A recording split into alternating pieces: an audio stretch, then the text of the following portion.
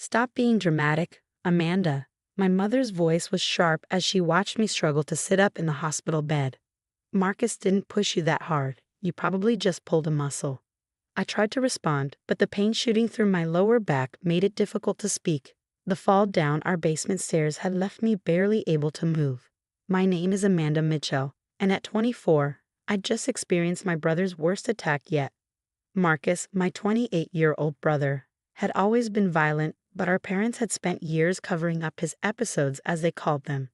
The nurse entered, checking my vitals with a concerned expression. The doctor ordered some x-rays, she said quietly. We'll take you down in a few minutes. Is that really necessary? My father interrupted, stepping forward. She's fine. Just being overdramatic as usual. We can take her home and let her rest. The nurse's eyes narrowed slightly. Sir, your daughter fell down a flight of stairs.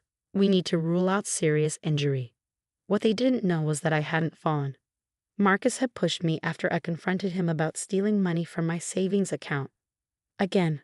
But as always, my parents were already crafting their narrative. It was an accident, my mother insisted, smoothing her designer blouse. Siblings roughouse sometimes. Amanda's always been sensitive.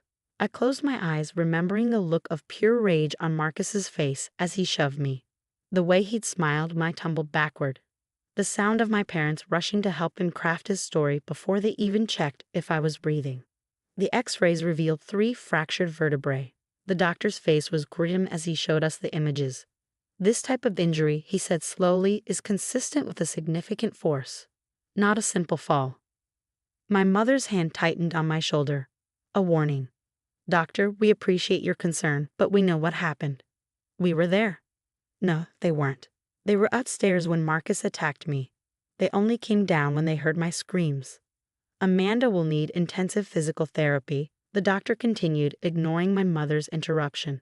I'm referring her to Dr. Sarah Wilson. She's one of our best. We have a family therapist. My father cut in quickly. Too quickly. Someone who knows our history. Someone they paid to look the other way, I thought bitterly. This isn't optional, the doctor said firmly. Without proper rehabilitation, these injuries could have long-term consequences. As my parents argued with the doctor, I lay there, feeling strangely detached. Years of Marcus's abuse flashed through my mind. The broken arm when I was 12 that was blamed on clumsy roller skating. The dislocated shoulder at 16 that was just cheerleading practice gone wrong. The countless bruises and sprains that were always somehow my fault. Amanda, my mother's voice snapped me back to reality. Tell the doctor you're fine with our family therapist. For the first time in my life, I didn't immediately comply. I want to try Dr. Wilson, I said quietly. The room went silent. My mother's face tightened with barely controlled anger. My father stepped closer to my bed, his presence looming. Amanda, he said, his voice low and warning. We keep family matters in the family. You know that. But something had shifted inside me. Maybe it was the pain, maybe it was years of suppressed anger, or maybe it was just finally reaching my breaking point. I'm going to Dr. Wilson, I repeated, stronger this time. Then you'll do it without our insurance, my father snapped. And without our support.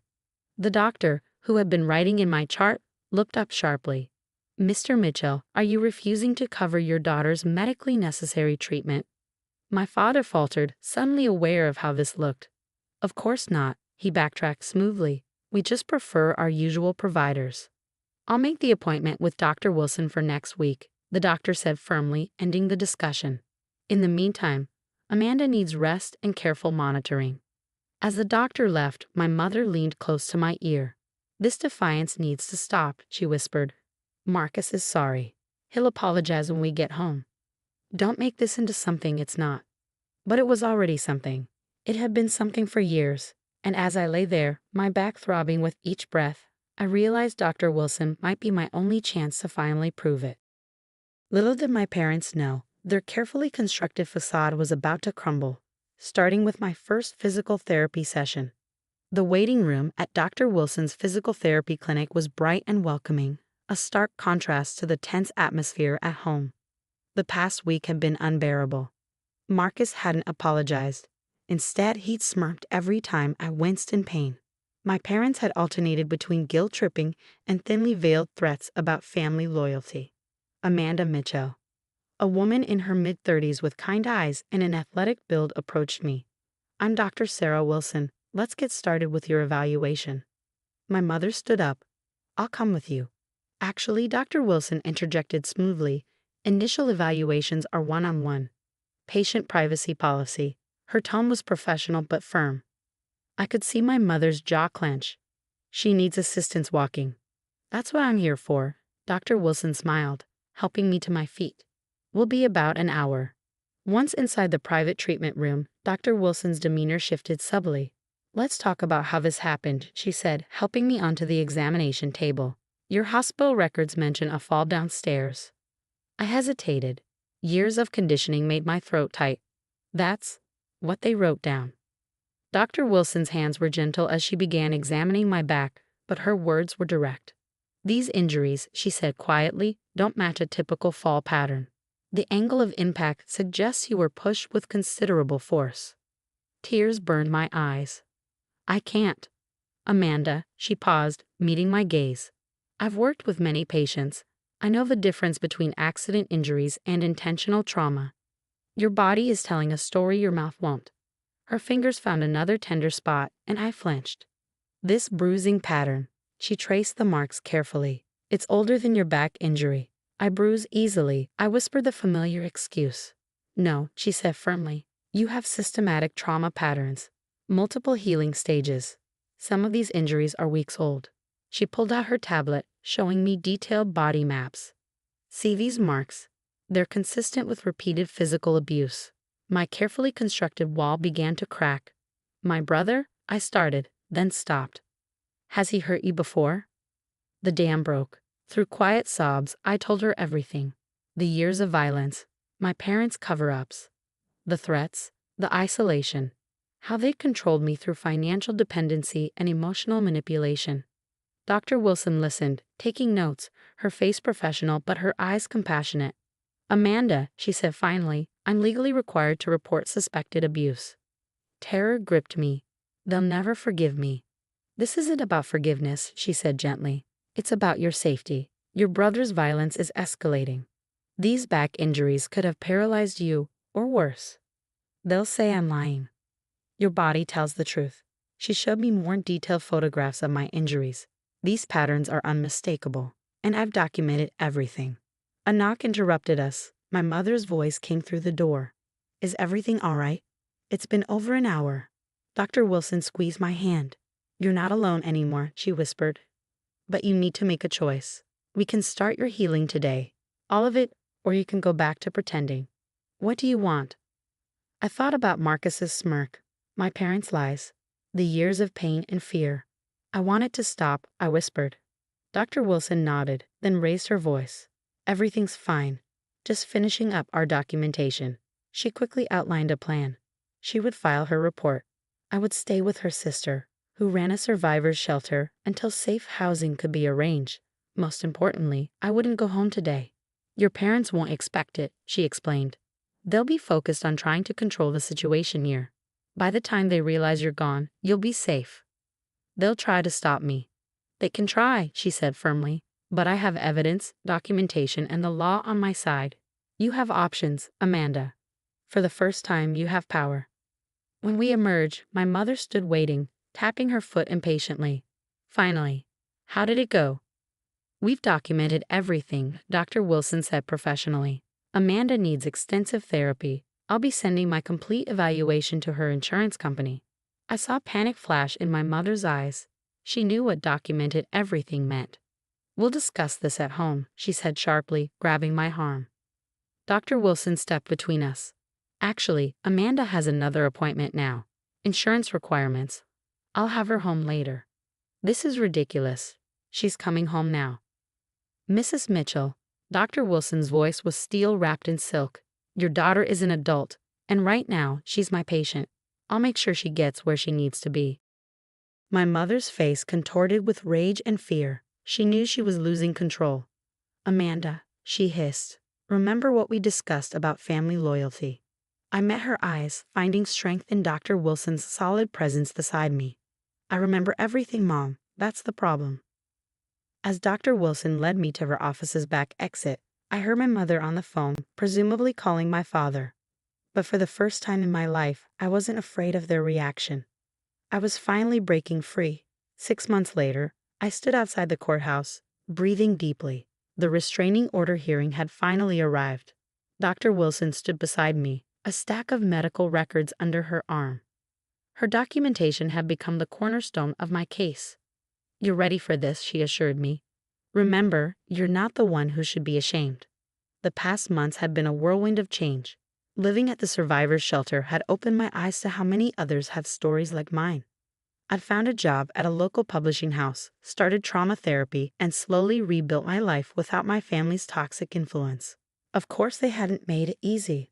First came the guilt trips, endless voicemails from my mother about how I was tearing the family apart. Then the threats, my father's lawyer sending letters demanding I retract my false accusations. Finally, the manipulation. Marcus suddenly claiming he wanted to apologize, to make amends. But I wasn't the same person anymore. Inside the courtroom, I saw them for the first time since I'd left. My mother looked smaller somehow, less intimidating. My father's expensive suit couldn't hide his nervous fidgeting. And Marcus just looked angry, as always. "All rise," the bailiff called. What followed was 2 hours of my family trying to paint me as unstable, attention-seeking, and prone to accidents. Then Dr. Wilson presented her evidence. "Your Honor," she said, displaying the photographs and medical records, "these injuries show a clear pattern of escalating violence over several years. The vertebral fractures alone required significant force inconsistent with an accidental fall." My family's lawyer tried to object, but the judge was already reviewing the documentation. "I also have records," Dr. Wilson continued, "from 3 different emergency rooms over the past decade, all showing similar injury patterns, all explained away as accidents." My mother's face had gone pale. My father wouldn't meet anyone's eyes. Then it was my turn to speak. Standing at the podium, I faced my family directly for the first time. For years, my voice shook slightly but grew stronger. I believed I deserved it. That if I was just better, quieter, more perfect, Marcus would stop hurting me. That if I was a better daughter, my parents would protect me instead of him. Marcus snorted derisively. The judge's eyes narrowed. "The last attack could have paralyzed me," I continued. But somehow, that still wasn't enough for them to acknowledge the truth. It took a stranger, my physical therapist, to finally say what my own family wouldn't, that this was abuse and it had to stop. The judge listened intently as I detailed the years of violence, the cover-ups, the threats. When I finished, she turned to my family. "Would any of you like to address these allegations?" My father stood straightening his tie. "Your Honor, we love our daughter. She's always been sensitive, prone to exaggeration. We only want her to come home and work this out as a family." "By work this out, do you mean continue to cover up your son's violence?" the judge asked sharply. "This is a private family matter," my mother interjected. "Abuse is never a private matter," the judge replied. "Based on the extensive evidence presented, I'm granting the restraining order against Marcus Mitchell." She turned to my parents. "I'm also ordering both of you to maintain a distance of at least 100 yards from your daughter." Marcus jumped up, face red with rage. "This is bulls." "One more word," the judge warned, "and you'll be held in contempt." Outside the courthouse, Dr. Wilson hugged me. "You did it. You're free." "I couldn't have done it without you," I said, meaning it. "You didn't just heal my back, you helped me find my strength." "You always have the strength," she smiled. "You just needed someone to remind you." That evening in my new apartment, I looked at old family photos. The smiling faces hid so much pain, so many lies. But I was done hiding, done pretending, done protecting people who had never protected me. My phone buzzed. A text from my mother. "You'll regret this. Family is forever." I blocked the number without hesitation. She was right about one thing. Family is forever. But sometimes the family you choose, the people who actually support and protect you, is more real than the family you're born into.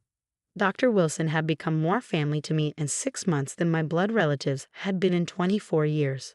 The women at the shelter, my new friends at work, my trauma support group, they were my family now. I put the old photos away in a box. Maybe someday I'd look at them again when the pain had faded more. But for now, I was focused on my future, a future without fear, without violence, without having to pretend. For the first time in my life, I was truly healing, not just my back, but my heart and soul too. And nothing, not even family, was worth giving that up.